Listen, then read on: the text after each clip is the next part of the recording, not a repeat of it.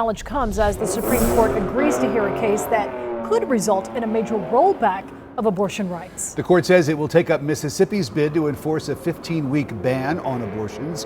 CBS 46's Brittany Edney is live after speaking with a constitutional lawyer with how this might be the first step in perhaps altering, Brittany, nearly 50 years of rulings on abortion rights for women. Yeah, that's right, Rick. And this professor told me that essentially, Mississippi's case revolves around a controversial law that bans most abortions after 15 weeks. Well, first, a federal judge struck down that law, and then that ruling was upheld by the 5th U.S. Circuit Court of Appeals. Now, the case will likely be heard this fall, and then a decision will likely come out the following spring.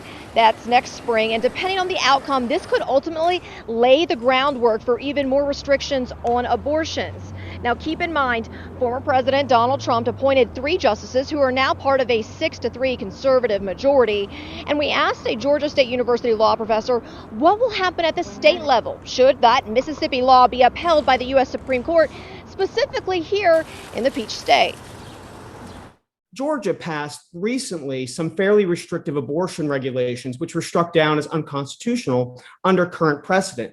So if the Mississippi law is upheld by the U.S. Supreme Court, what will then happen is states like Georgia may go back to the drawing board and readopt those kinds of measures or even expand them greatly in order to restrict abortion access.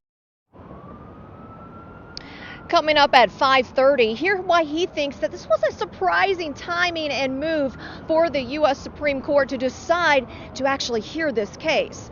Reporting live in Atlanta, I'm Brittany Edney, CBS 46 News.